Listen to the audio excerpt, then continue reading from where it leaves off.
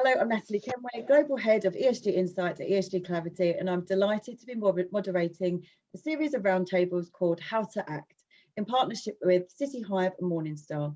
This will be focused on corporate culture and governance within the investment management industry. Today, our panelists include Bev Shah, Chief Executive of City Hive, Dan Kemp, CIO at Morningstar, Hortense Boy, Global Director of Sustainability Research at Morningstar, Jake Miller, Senior Investment Consultant at Square Mile, and Nick Samuels, Head of Manager Research at Reddington. Thank you all for giving up your time to talk about this very important issue. In the first of this series, which we've called How to Act Corporate Culture Analysis 2.0, we're going to share why we felt it was time to shine a light on the corporate culture and how assessing this and influencing this can be incorporated into investment processes and due diligence. So first, let's set the scene and discuss why we felt it was time to have this conversation.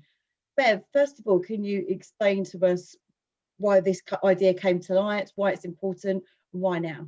So before I started City Hive, I was a gatekeeper like many of the other panelists. And one of the things we never really looked at was corporate culture. We obviously did lots of operational due diligence, but there was a big blind spot really on the beating heart of an organization. I often refer to corporate culture as the heart and soul. A tricky one to distill, because as analysts and as an industry, we love numbers and we want to be able to see something in a spreadsheet, and therefore, how do you do that? But since in all the work we do at City Hive, looking at diversity within the industry, with our main aim being we want to create more cognitive diversity for better outputs within the industry, the key factor really in all of this was corporate culture. The corporate culture of investment management companies is what we need to achieve better outputs via cognitive diversity. It doesn't, the middle point of representative diversity isn't actually the starting point. If you have a good culture, then everything will thrive. So that is why we want to shine a light on it, and I do believe that this is something that is missing within the analysis process of many gatekeepers.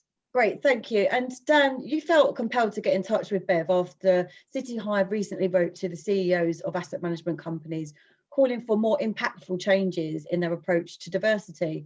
Why did that resonate with you? Natalie, that's absolutely right. Compelled is the word. Bev and I have known each other for forever, and I think we both really feel passionately about this issue. And I've been an enormous admirer of what Bev's done in setting up City Hive and the leadership that she's taken within the industry, supporting these issues and this fantastic vision for greater diversity in investment management. And at Morningstar, culture and diversity and equity and inclusion is something we've been thinking about for a while. It's right at the core of what we do, but I've been really struck over the last year, particularly as we thought about the pandemic and the fact that at the beginning of the pandemic, people were talking about the fact that we're all in the same boat.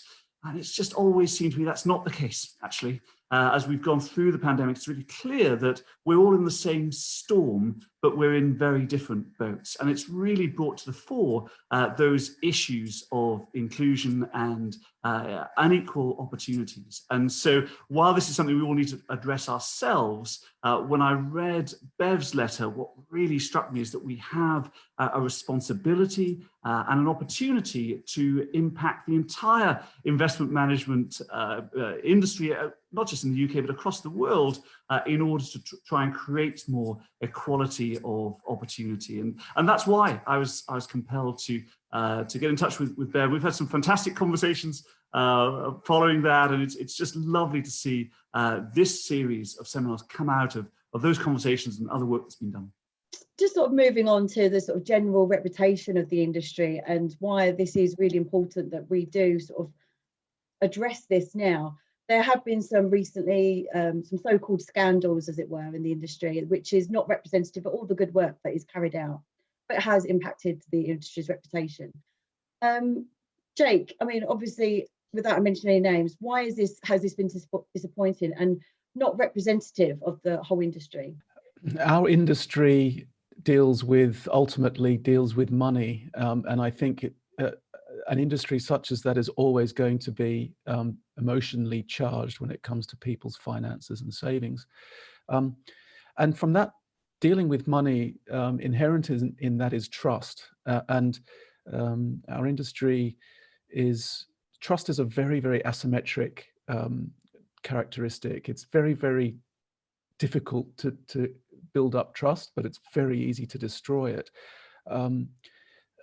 And with the trust in fiduciary duties, I think the narrative is beginning to change, not just in terms of how my money is managed and the financial outcome of that, although that still remains very important, of course. But we are all, and I think Dan's quite right to point out the pandemic. Values are changing, and values probably have been changing for some time. You go back to the expose in the FT in 2018.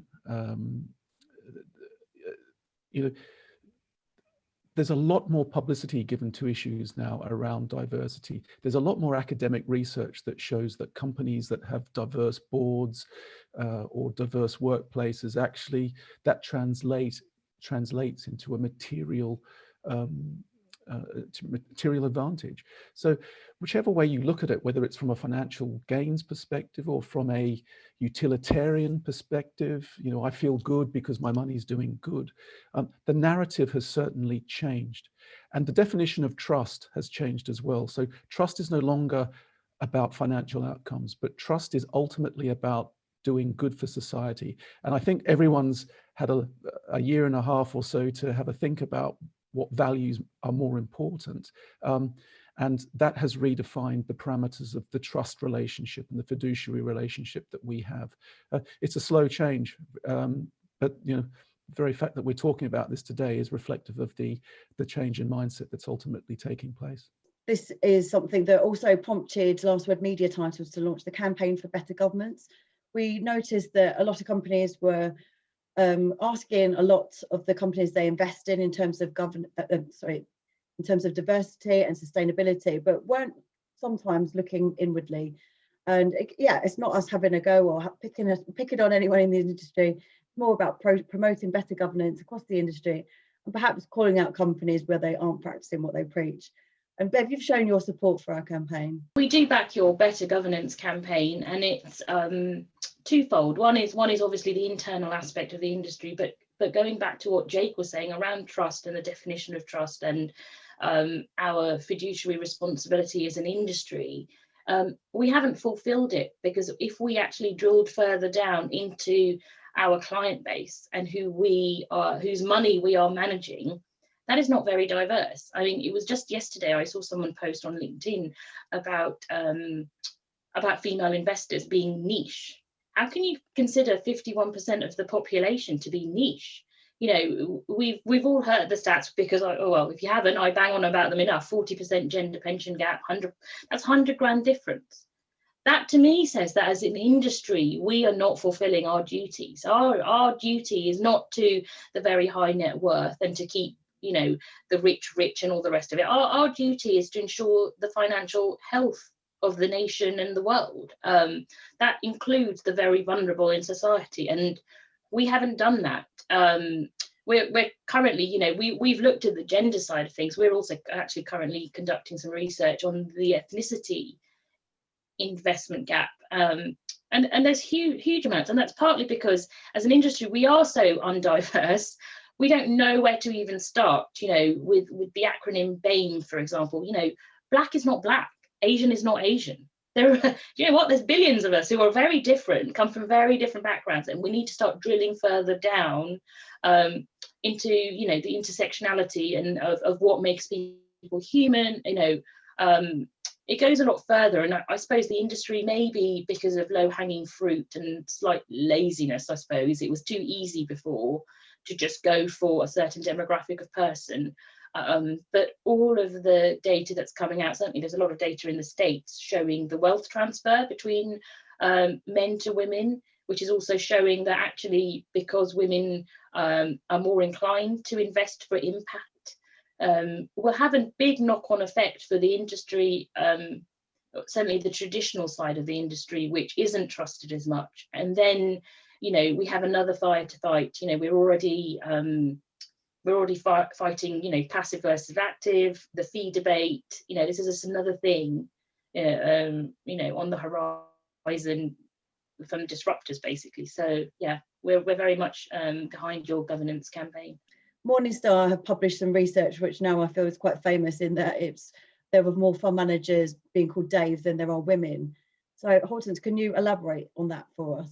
We did this study in the UK, and because we have this big database of funds, and we collect the name of the fund managers.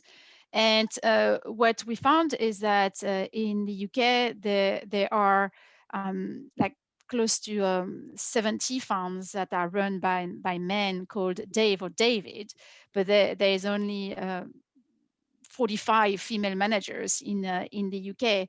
And these 45 female fund managers represent just 7.7% of UK domicile funds, or 9.3% in terms of assets. When we compare the data we collected this year to the study we did last year, we noticed that there is a slight improvement. However, I mean, clearly women remain in the minority in fund management.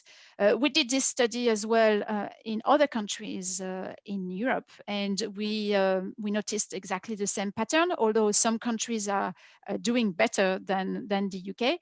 That's the case for Spain and France.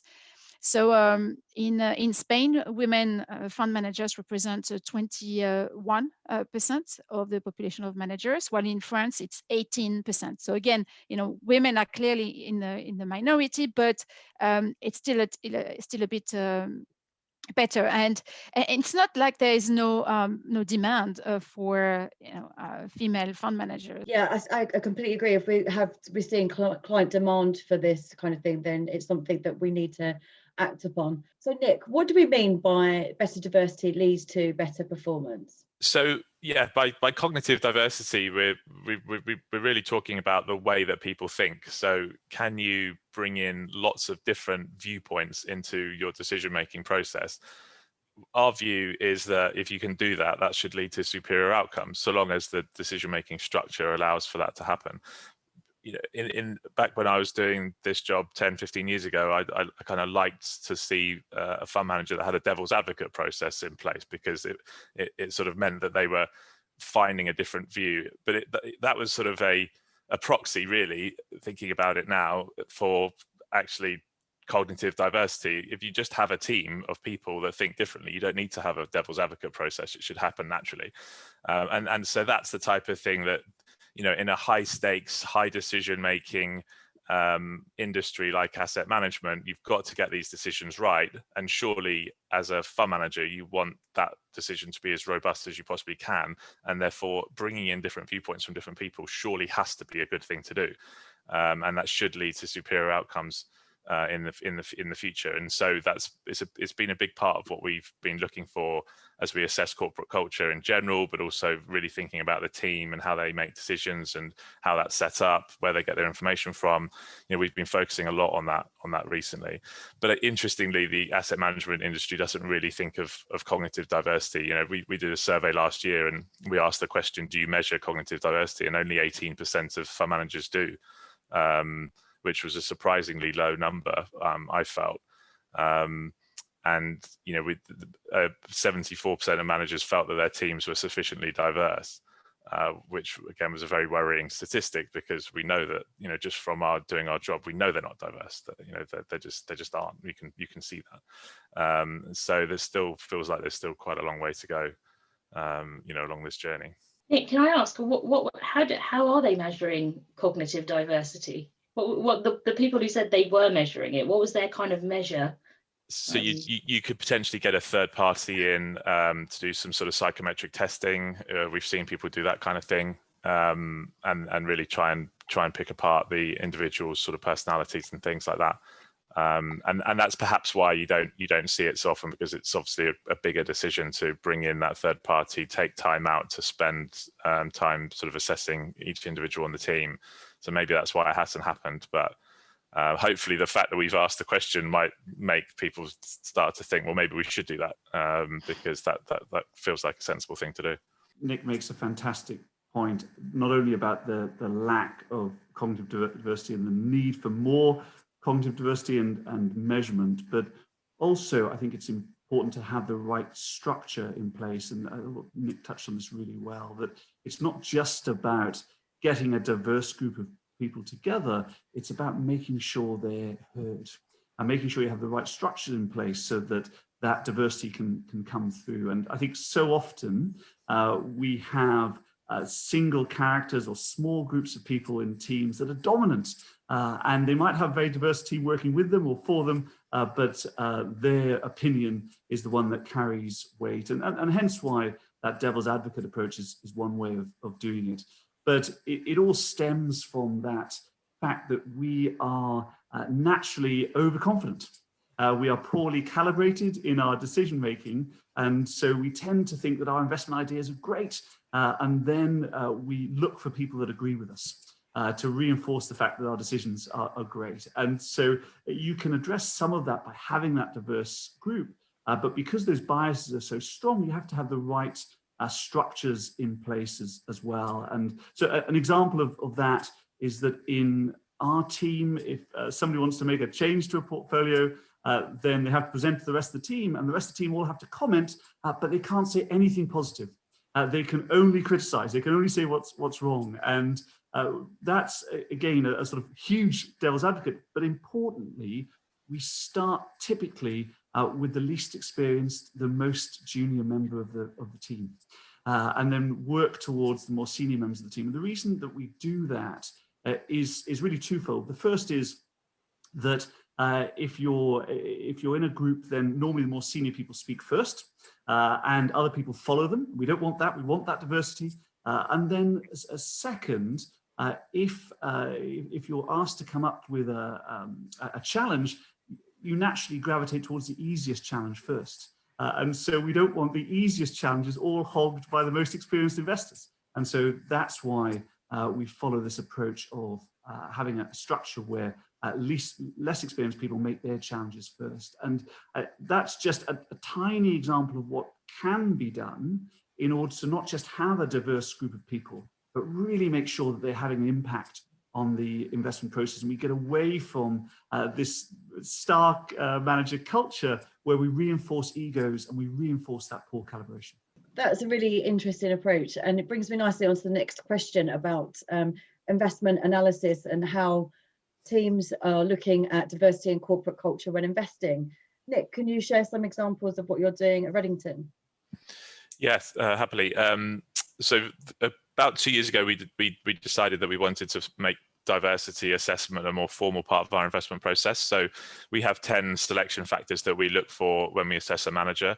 And one of them was teamwork, i.e. we want a team to function well, and so part of our assessment is how well that happens. But we actually changed that to teamwork and diversity, so to force us as analysts to actually think harder about the diversity element, and in our write-ups then actually make comments about that.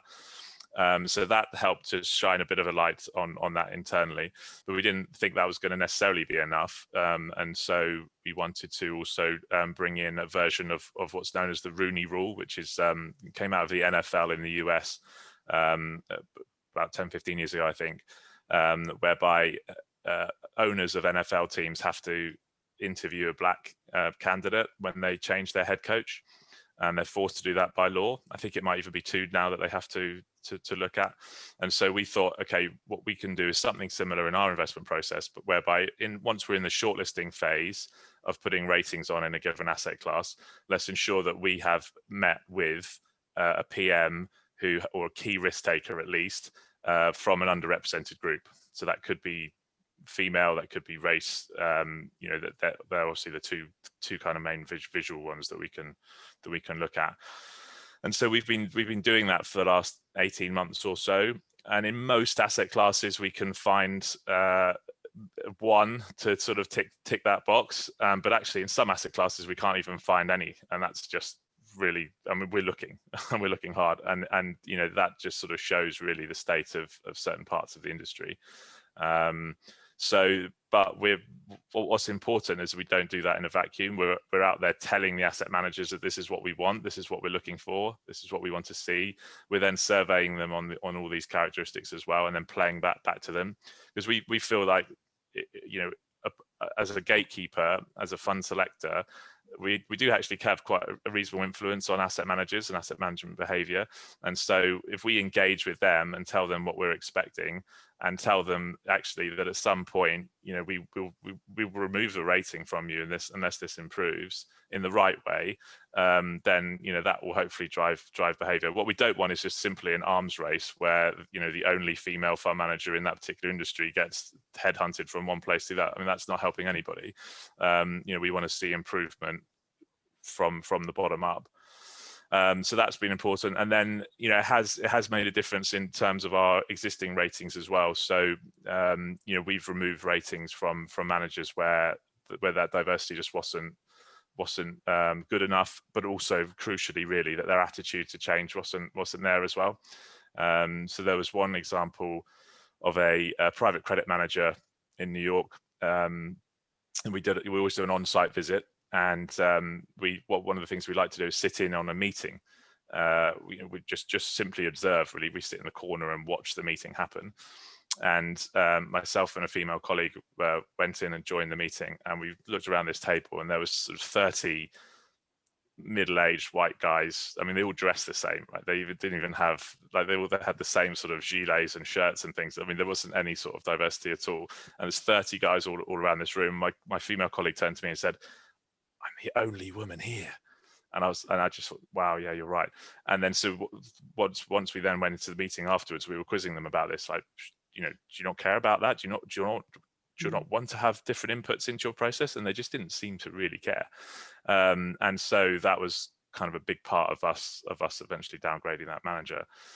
So it is a real thing. And, you know, we're not doing that because we're woke or whatever, and we just generally think that's not a good way to run money. Have 30 guys all from the same background and all contributing the same sort of stuff. That's just not a good model. So purely from an investment point of view, that's you know, that was the decision. But hopefully us sort of asking these questions will lead to some sort of introspection at the asset management's kind of, you know, this, you know, key decision makers at those places, and you'll start to see some change. It's so disappointing to hear that they couldn't see what was wrong with that, and the fact that you're making the effort to look for more diverse fund managers but not able to find them in all asset classes. Let's hope that changes pretty soon. Horton, do you have some thoughts on investment analysis and how teams can look at diversity and corporate culture when investing too? Yes, so I think we're not there yet. I would say at Morningstar, and it shows that we have some progress to make.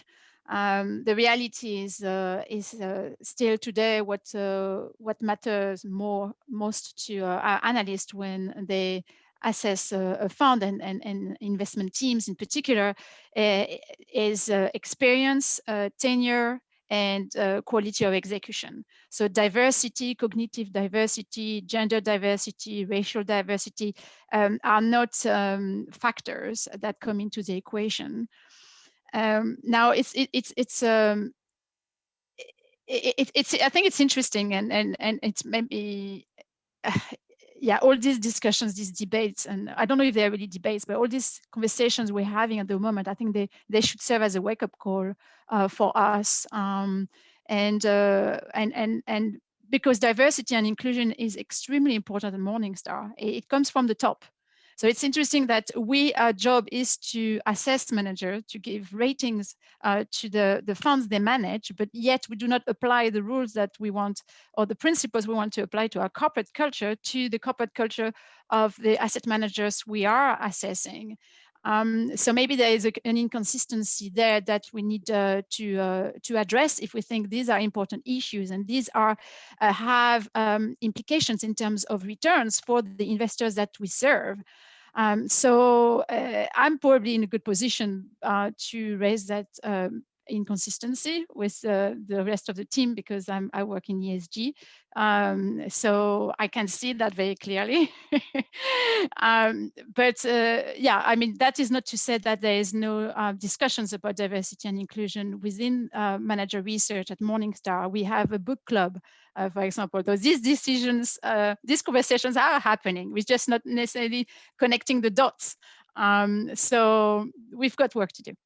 Dan, I think what Horton's just said is representative of the journey the investment industry is on. I think you'd agree.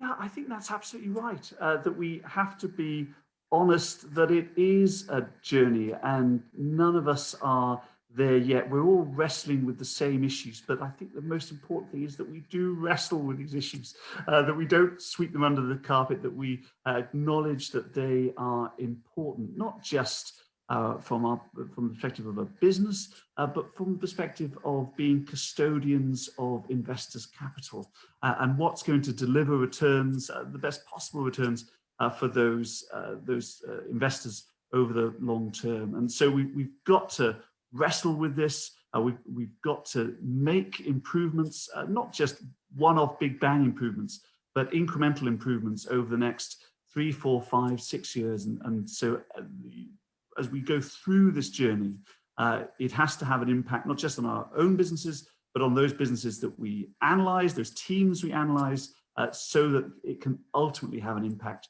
on end investors. So none of us are there yet, but the important thing is that we're making steps towards where we want to be. Moving on, so changes in corporate culture can be extremely impactful and also identify the winners and losers in this very competitive industry.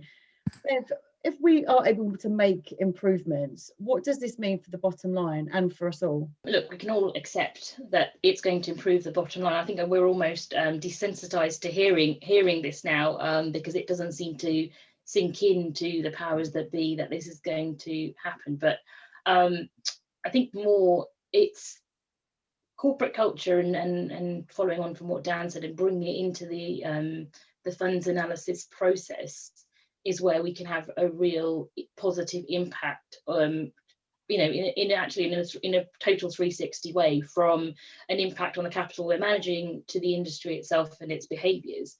You know, if we look at, and what do we do as funds analysts? We're actually people who spend our days analysing processes. That's what we do. You know, yes, we look at the underlying portfolios eventually when we put them together, but the first step is looking at the team's process and disseminating it. And, you know, between all of us on this call, I'm pretty sure we would have had over 10,000 funds research meetings over our years. As fund selectors, we need to look at our own process. And actually, if we want it to be more robust, we need to look at the beating heart and at every process, as opposed to, which is more strategic and structural than the end product, which is the numbers. We will end up with the unintended consequence of only having, you know, less than 7% or 7% of women running money, for example. Because, for example, the 3-year track record, which we've always asked for, is one of the reasons why we have so few women running money now. Jake, could you add anything on what the benefits will be if we sort of change the attitudes to corporate culture and what this means for the bottom line? We are in a world now where, as I mentioned before, utility is changing. Satisfaction from investing is not just about material gain. People have realized that they can become a force for good. As gatekeepers, we are in exclusive positions to direct capital flows or restrict them. Now, I would contend that the losers here are going to be the fund management firms that don't get it, right? Now, at Square Mile, we're looking for intentionality and measurability, right? So intentionality, if a fund manager says to me, you know, we're going to have 30% of our board as female in 3 years' time, okay, that's a stake in the ground, isn't it? If I go back to them in 3 years' time and they haven't attained that, then that to me is a trigger to make a decision as to whether or not we say, look, we're going to restrict capital flows from our side to your fund. So I think when we talk about winners and losers, you can do it at an individual company level or a stock level, but the world that we all control here is the fund management level. And I think we're probably all of the similar view. This is a bit of an oil tanker, isn't it? You're not going to change direction very, very quickly. So that's why we have to be very careful about measuring this. And I think if a fund manager says, okay, I'm going to do this, there's got to be some measurable way that they do it. And then there's got to be a time frame. And we've got to give them some time to move the oil tanker in a different direction. It is a competitive industry. And as gatekeepers, if we all say enough's enough, or we say, this isn't good enough, the fund managers have to respond. I'm sure all of us here are getting fund managers coming up to us and saying, we're about to launch a fund. What do we have to do to make sure that this is fit for purpose on an E, an S, and a G perspective, or an impact perspective? This is a rising tide, and it's floating all the boats, and the losers are going to be the fund managers who can't see the vision and the way that the industry is ultimately changing. Can I just add to Jake's point around asking for measurables, which are really important, and a time frame, but it's also asking for how they expect to achieve it, because without putting in some real structural and strategic scaffolding within organizations, you can't just parachute in a handful of women or whatever it is, which we are actually seeing. We saw the Hampton Alexander report come out just very recently, the last one about board diversity. But if you actually start to scratch the surface of, all the championing of great, we've got loads of women on boards, actually the positions that women are being given aren't the decision-making ones. They're NEDs, or a lot of ExCos are still predominantly undiverse. And I think that's where, again, as funds researchers, instead of focusing purely on the numbers, I love this because it gets us back to doing qualitative research when that's become, not in vogue anymore. It means that you can actually really kick the tires and start to maybe make those asset managers work for that fee, right? You're right. It's not going to happen overnight. And also, I think we need to accept that we may make mistakes along the way as individuals.